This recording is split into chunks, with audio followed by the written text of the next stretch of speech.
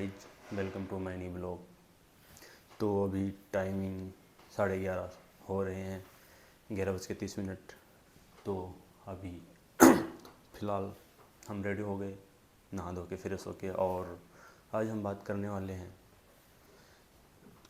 आध्यात्मिक।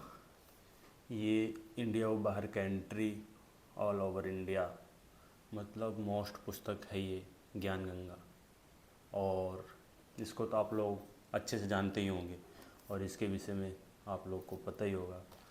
ये इसके राइटर हैं संत रामपाल जी महाराज जी, जिन्होंने इसको 4 वेद, 6 शास्त्र और 18 पुराण से लिखा है। मैंने पहले ही बता दिया, 4 वेद और 6 शास्त्र, 18 पुराण। वेदों के नाम ऋग्वेद, अथर्ववेद, सामवेद और यजुर्वेद। 4 वेद हो गए और 6 शास्त्र, 18 पुराण हो गए। तो गाइस, आज हमारी बात चलेगी आध्यात्मिक पे, और बात करेंगे हम बंदी छोड़ सद्गुरु रामपाल जी महाराज जी के विषय में, जिसको हम लोग और उनके अनुयायी बंदी छोड़ भी कहते हैं। बंदी छोड़ का अर्थ ये हुआ, अमर करूं सतलोक बैठाऊं, तत्ते बंदी छोड़ कहूँ। गाइस, मतलब कि ये आप इस वाणी का अर्थ कबीर साहब ने बोला है, और ये वाणी भी कबीर साहब की ही है, कि इस काल लोक में हम लोग एक जेल में जैसे लोगों को बंद कर दिया जाता है, तो इस काल लोक में आध्यात्मिक के अकॉर्डिंग अगर गाइस हम समझेंगे तो ये आध्यात्मिक की बात चल रही है, तो आध्यात्मिक के अकॉर्डिंग ही समझना पड़ेगा। तो इस काल लोक में हम लोग एक बंदी हैं, एक कैदी हैं और बंद हैं। तो यहाँ से काल के जाल से, काल के मुँह से छुड़ाने वाला एक बंदी छोड़ है, वो कबीर परमात्मा है। उन्हीं के स्वरूप इस टाइम पे तत्वदर्शी संत रामपाल जी महाराज जी हैं, स्वयं उन्हीं के एग्जैक्ट स्वरूप संत रामपाल जी भगवान जी हैं। तो भाई, अब हम बात करते हैं ज्ञान गंगा पुस्तक के विषय। फिर बात करेंगे संत रामपाल जी महाराज जी के सामाजिक कार्यों के विषय में, और जो कार्य हैं उनके वो चल रहे हैं प्रेजेंट टाइम में, उसके विषय में। तो ये पुस्तक जीव हमारी जाति है, जैसा कि आप देख रहे होंगे दोस्तों यहाँ पे। गाइस, जीव हमारी जाति है, मानव धर्म हमारा, हिंदू मुस्लिम सिख ईसाई धर्म नहीं कोई नहीं आ रहा है ना। इसका टाइटल यही है। और ज्ञान गंगा, ये ज्ञान गंगा इस पुस्तक का नाम है, बट मेरे हिसाब से देखा जाए तो इसमें पूरा ज्ञान का सागर, ज्ञान का भंडार है। और इस पुस्तक को जो पढ़ लेगा एक बार, तो गाइस ज़िंदगी ऑफ चेंजिंग पुस्तक है ये, लाइफ ऑफ चेंजिंग, मतलब पूरी लाइफ को ये चेंज कर देगा, अच्छे से बना देगा और परमात्मा की ओर ले जाएगा, है ना। और इसको ओपन करते ही कुछ इस तरह से फेस जगत गुरु तत्वदर्शी संत रामपाल जी महाराज जी और कबीर साहब जी का है, आप देख रहे होंगे। और फिर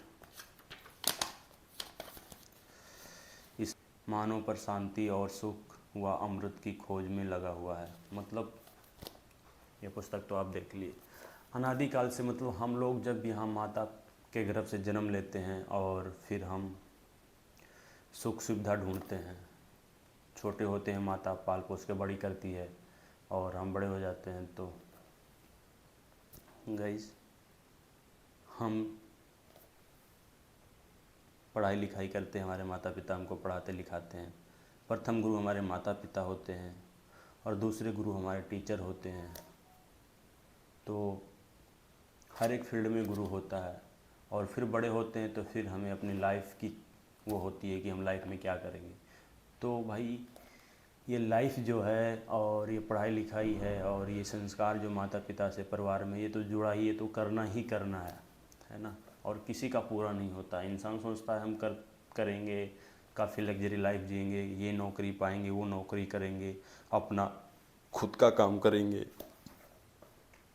बट किसी किसी का ही पूरा होता है, वो भी बहुत दुखी होता है। तो यहाँ पर सुखी कोई नहीं है। कहते सुपद दुखिया भूपद दुखिया, है ना। राजा दुखी और रंक दुखी विपरीती हो, कहे कबीर एक संत सुखिया, जिसने ये मन जीती हो, है ना। संत सुखी है जो इसमें दो मन है, एक गंदे और एक सही, उसको जीता है। तो चलो खैर, ये तो ये रही है। और फिर हम आपको एक वाणी बोलते हैं कबीर साहब की, जो कि कबीर परमात्मा की वाणी है ना। कबीर साहब ने बोला है कि राम नाम रटते रहो जब लग घट में प्राण, कबहू तो दीन दयाल की भनक पड़ेगी कान, है ना। असंकोट ब्रह्मांड में बंदी छोड़ कहाए, सो तो पुरुष कबीर हैं जननी जनान माए। गाइस, संत रामपाल जी महाराज जी की क्या गाथा गाऊँ मैं, और क्या अपने इस वीडियो में बताऊँ मैं। हमारे पास कोई शब्द नहीं है कि हम बोल के बताएं महान संत के विषय में। वे स्वयं पूर्ण परमात्मा के स्वरूप हैं, इस धरती पे आए हुए हैं सबको सुखी करने के लिए, सुख देने के लिए। हम सब उन्हीं के बच्चे हैं, और उनके विषय में मैं जितना भी बोलूँ, मैं तो क्या बोल पाऊँगा, मेरी कोई औकात नहीं है गाइस। तो एक प्रयास कर रहा हूँ दिखाने की और बताने की, बाकी तो वो खुद स्वयं ही करते हैं। हम लोग की बस की बात नहीं है कुछ करना, वो खुद ही करते हैं। आके हर भगत के अंदर विराजमान होके खुद चल के आते हैं, सूक्ष्म रूप में वही करते हैं, उनके सिवा और कोई नहीं करता। तो हमारी तो कोई वो नहीं है कि मैं कुछ बता पाऊँ। उनकी दया दृष्टि बनी रहेगी, कृपा बनी रहेगी, तो शायद ही मैं आप लोगों को इसमें से कुछ अंश मात्र सुना पाऊँ, और गुरु भगवान संत रामपाल जी महाराज जी के विषय में कुछ सामाजिक कार्य जो है थोड़ी बहुत बातें बता पाऊँ। तो आइए हम जानते हैं अब संत रामपाल जी महाराज जी के सामाजिक कार्य क्या क्या है। जैसा कि आप लोगों को मैंने पहले ही बता दिया, जैसा कि उन्होंने एक अखबार पढ़ा था, और उसमें ये पढ़ा था कि भूख के कारण एक परिवार की मौत हो गई। बच्चे छोटे छोटे थे, उनके बच्चे थे, बेचारे मर गए। संत जी को ये बात चुभ गई गाइज। मेरे पास शब्द नहीं, ये मैं आपको बताते बताते गाइज इमोशनल हो रहा हूँ।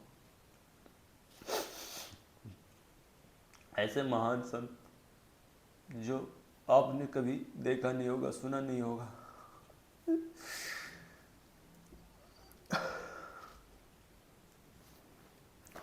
संत जी को यह बात चुभ गई कि एक परिवार की मृत्यु हो गई भूख के कारण, और वो मर गए बेचारे।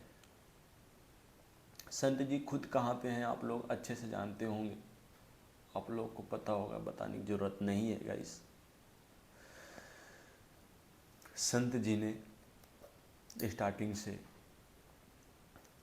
जब उनके गुरुजी, संत जी के गुरुजी संत रामपाल जी महाराज जी के गुरुजी स्वामी रामदेवानंद जी गुरु महाराज जी हैं, जो कि हमारे दादा गुरुजी हैं, उनसे दीक्षा प्राप्त हुई।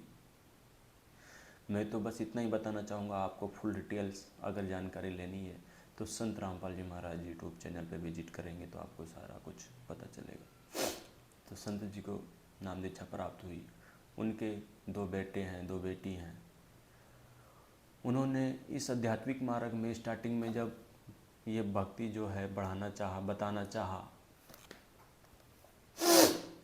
तो उनके ऊपर बहुत जुर्म ढाए गए। 2014 में करोथा कांड, बरवाला कांड, आश्रम पूरा जला दिया गया, सब कुछ इधर उधर कर दिया गया। ऐसे जुर्म ढाए गए। घर घर जाते थे वो लोग, उनको भूंडी भूंडी बोलते थे, बुरा बुरा बोलते थे कि संत जी तो ऐसे हैं, संत जी तो वैसे हैं।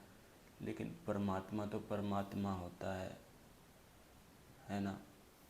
समर्थ की शरणा गहो रंग हो रही हो, कबहू न हो आकाज राम रंग हो रही हो। तो वो समर्थ है, वो परमात्मा, वो जो चाहे सो कर दे, है ना।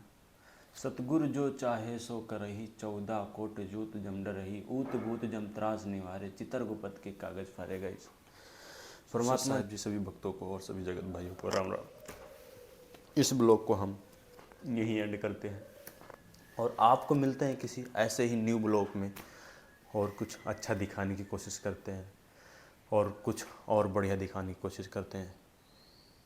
तो इस ब्लॉग को हम यहीं एंड करते हैं। Thanks for watching video.